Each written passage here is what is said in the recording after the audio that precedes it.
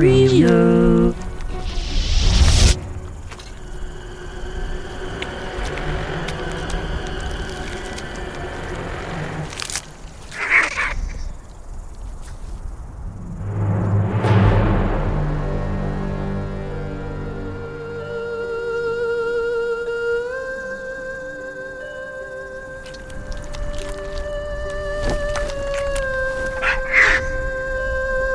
As fighting games go, Mortal Kombat has always held a distinct place in the history of the genre, shunning the often cartoon-like style of its contemporaries in favour of gooey gore and guts. Its latest incarnation is no different, pushing the boundaries of taste to the extreme with ludicrously over-the-top attacks that see you ripping your opponents in half, impaling them on spikes, and stamping on their chests while their internal organs bounce around like tetherballs.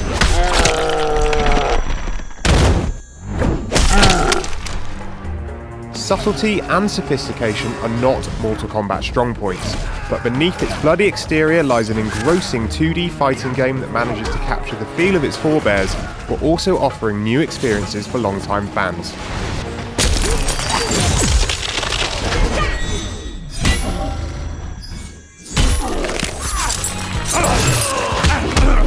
Scorpion wins.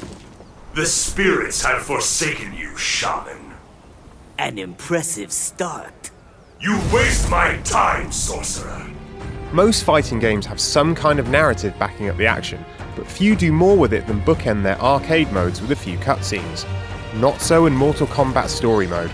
Each fight you have is punctuated by in-engine cinematics. They take you on a journey that reboots the narrative from the first 3 Mortal Kombat games, doing a great job of introducing players to the series, while also giving long-time fans a new perspective on events. I'm taking you out, I'm taking you out, and I'm taking you out for dinner. Ugh. Mortal Kombat makes a return to the single-plane 2D fighting that the series is known for, albeit with 3D models in place of digitized sprites. Your goal is to knock out your opponent using a range of kicks, punches, and special moves such as knife throws, acid spit, and fireballs. A stripped-back control scheme harks back to the simple controls of the arcade originals, making fights leaner and more responsive, with a feel that's very much reminiscent of Mortal Kombat 2. That is, very fast. Many of the button combinations for moves have been simplified too. You still need speedy thumbs to enter in the button commands at the right time, but with less to remember, it's easier than it ever has been to pull off some impressive-looking attacks. While the basic controls have been stripped back, a super meter has been introduced that gives you a few more options during a fight. Maxing out the meter lets you perform devastating super combos called X-ray moves. As each hit of the combo lands on your opponent, you're treated to a slow-motion X-ray view of your opponent's bones and organs, being crushed in an excessive display of blood and guts that even the most hardcore sadists will appreciate. Skulls are smashed, spines are broken, and knives are thrust into eyeball sockets, all accompanied by flying shards of bones and chilling sound effects that crunch and splat just right. While X-ray moves are powerful, they're not the bloodiest of moves in the game. That accolade is reserved for fatalities.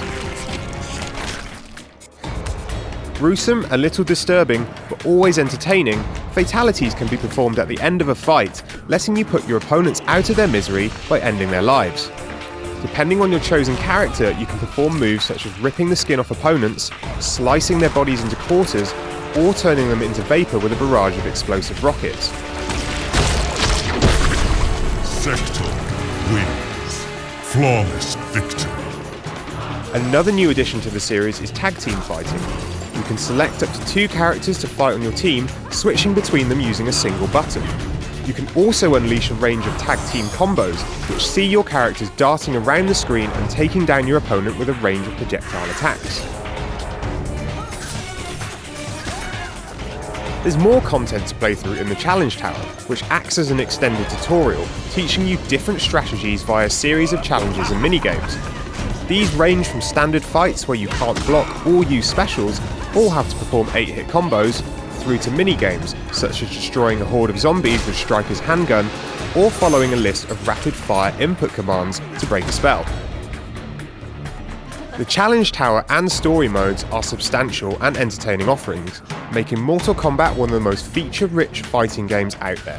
That's before you even touch the multiplayer modes, the cornerstone of any good fighting game.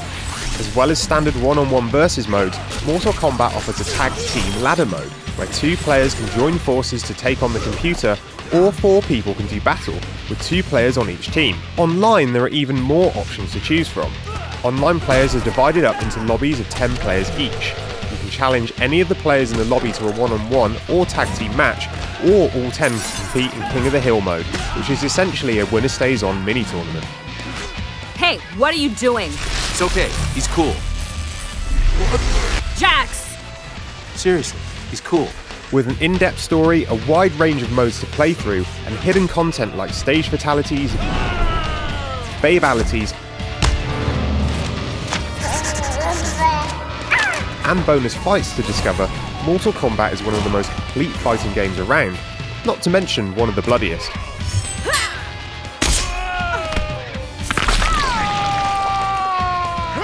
The return of fatalities and the addition of X-ray moves means fans who have craved the return of gore after the toned-down Mortal Kombat vs DC universe will have plenty to keep them occupied.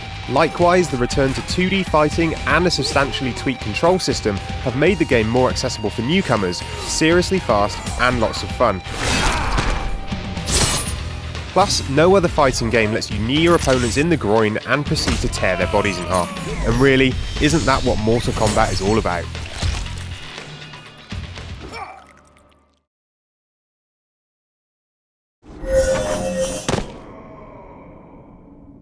Ha